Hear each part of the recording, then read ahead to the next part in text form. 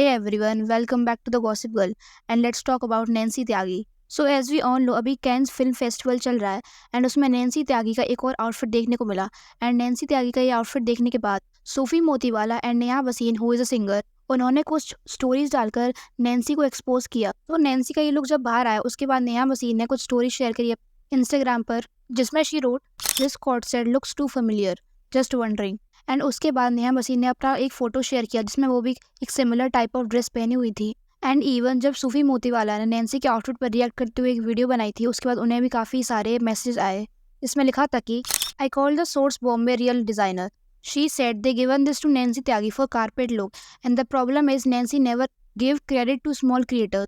And इसके बाद the Bombay source जिनका ये आउटफिट है उन्होंने भी अपने इस पेज पर एक स्टोरी शेयर की जिसमें उन्होंने भी समहाउ नैन्सी को कॉल आउट किया। एंड इवन इसके बाद नेहा वसीम की साइड से एक स्टेटमेंट भी देखने को मिला जिसमें she said the intention was never to demean another woman but to state a simple fact, we all have worked hard, be where we are, we all are self-made, but to call someone else work your own will never be okay. The source from Bombay has also worked its way up a small garage they worked out of 15 years ago. I have seen Survees, its owner, work tirelessly to sustain her business to now thrive. Everyone has a story of where they come from, and just because no one applauding them does not mean you rob them of their credit. I urge you to buy a story but applaud people's talent and be okay to say what's not okay. So Neha Waseem का statement इसलिए आया क्योंकि during कांस Nancy ने जब interview दिया तो उसमें she side कि एक डिज़ाइन उनका खुद का है एंड ये ड्रेस उसने खुद बनाई है एंड इस ड्रेस को बनाने के लिए उसे अप्रॉक्स 1 महीने का टाइम लगा है। एंड इवन जब नैन्सी त्यागी ने इस आउटफिट की पिक्चर्स अपने इंस्टाग्राम पर पोस्ट करे तो उन्होंने कैप्शन में लिखा, ये कलर मेरी मम्मी का फेवरेट है इसलिए इस बार डिसाइड किया कि इसी कलर में ड्रेस डिज़ाइन करूं। इसे बनाने में पूरा 1 मंथ लगा और मैं लास्ट मोमेंट तक तैयारी में लगी रही क्योंकि ड्रेस काफ़ी हैवी थी। दिल से शुक्रिया उन सभी का जो इस प्यारी जर्नी का हिस्सा रहे। आप सबके बिना ये मोमेंट वापस इतना स्पेशल नहीं होता। ओके सो यहाँ प्रॉब्लम ये नहीं है कि नैन्सी ने ये आउटफिट खुद क्यों नहीं बनाया और उसने कहीं और से ख़रीदा क्यों है, बट प्रॉब्लम ये है कि अगर वो डिज़ाइन खुद का और उसने किसी से भी ख़रीदा है या बार्टर में लिया है तो उसे ये बात एक्सेप्ट करनी चाहिए कि डिज़ाइन उसका खुद का नहीं है, कि उसके पास टाइम नहीं होगा, उसने नहीं बना पाया होगा इतने जल्दी कोई ड्रेस। बट अगर उसने किसी से बार्टर में लिया है तो उसे उस डिज़ाइनर का नाम मेंशन करना चाहिए था, या फिर अगर उसने सोर्स भी किया है कहीं से ख़रीदा है तभी शी कुड हैव सेड कि ये डिज़ाइन उसका खुद का नहीं है। बिकॉज कई सारे सेलिब्रिटीज़ हैं जो कि दूसरे डिज़ाइनर के ड्रेस पहनते हैं तो वो अपने इंटरव्यू में उनका नाम लेते हैं कि हमने इस डिज़ाइनर का ड्रेस पहना है। एंड लास्ट डे जब नैन्सी कांस में गई थी तो वो इसलिए गई थी क्योंकि she was a designer and जो ड्रेस उसने लास्ट ईयर पहना था वो उसने खुद बनाया था। एंड इवन इस साल भी जो उसका फर्स्ट आउटफिट था वो भी उसने खुद ही डिज़ाइन किया था। तो अगर वो ये नहीं स्पेसिफाई करेगी कि ये ड्रेस उसका डिज़ाइन है या फिर उसने किसी और से लिया है तो लोगों को तो यही लगेगा ना कि ये इसने खुद ही अपनी मेहनत से बनाया है। एंड अगर नैन्सी ने आउटफिट खुद खरीदा है एंड उसे नहीं बताना कि ये किसका आउटफिट है, किस डिज़ाइनर का, तो वही कर सकती। बट फिर इंटरव्यू में ये बोलना कि उसने खुद बनाया, 1 महीने का टाइम लगा इस ड्रेस को बनाने के लिए एंड ये उसकी मम्मी का फेवरेट कलर इसलिए उसने ये ड्रेस डिज़ाइन किया है, than that is wrong. Because यहाँ पे she is completely lying.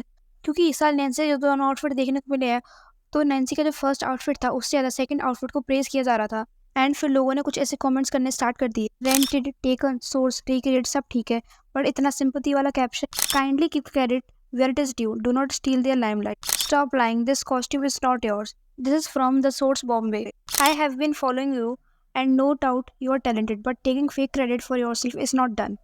But it's clearly a copy of Neha Basin outfit. Then why are you writing such a lie that you designed it? Because it's your mother's favorite color and all just to gain followers. सो यार in the comment section में लोगों को यही कहना था कि अगर Nancy ने आउटफिट खुद नहीं बनाया है तो वो प्रॉब्लम नहीं है, बट अगर उसने किसी और का वो डिज़ाइन पहना है तो उसे उनको क्रेडिट देना चाहिए था।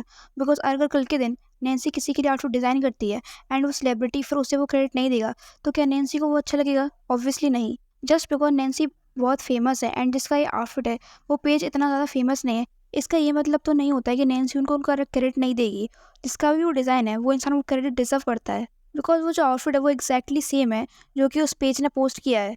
जस्ट जो केप है उसके ऊपर वो नैन्सी ने हो सकता है खुद बनाया हो, बट जो मेन अट्रैक्शन था आउटफिट का वो is the crystal part and वो क्रिस्टल पार्ट वाला डिज़ाइन नैन्सी का नहीं है।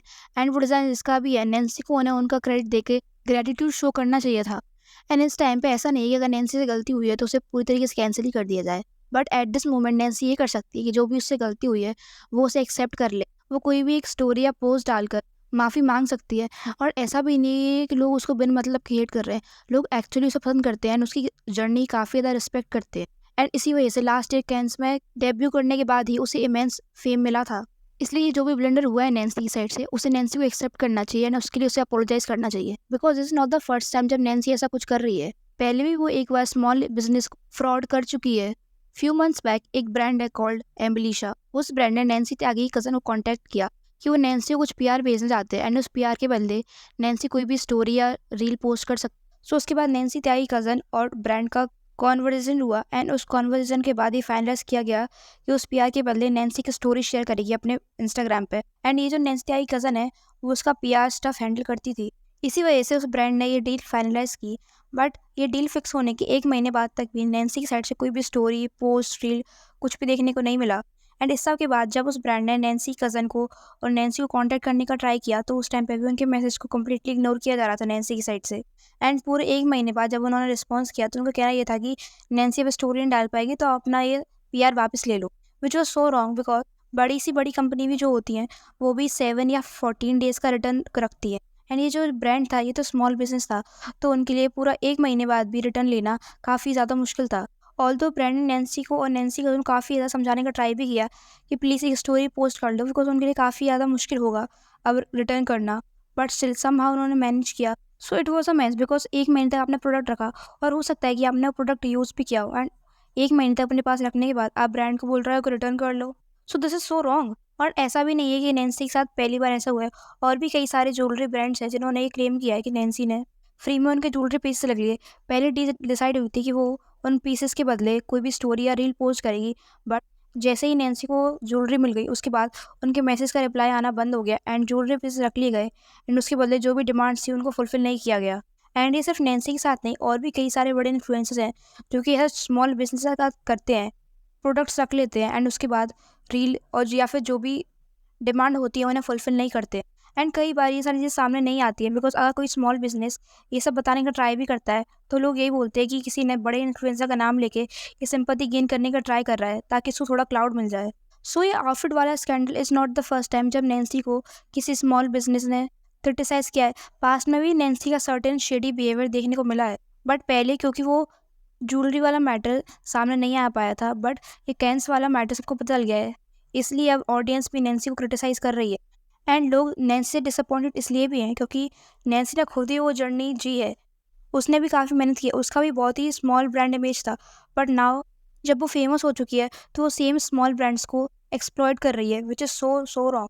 एंड अभी रिसेंटली कई सारे और इंडियन सेलिब्रिटीज़ ने भी कांस में वॉक इन किया, जैसे कि जानवी कपूर एंड निशान खट्टर।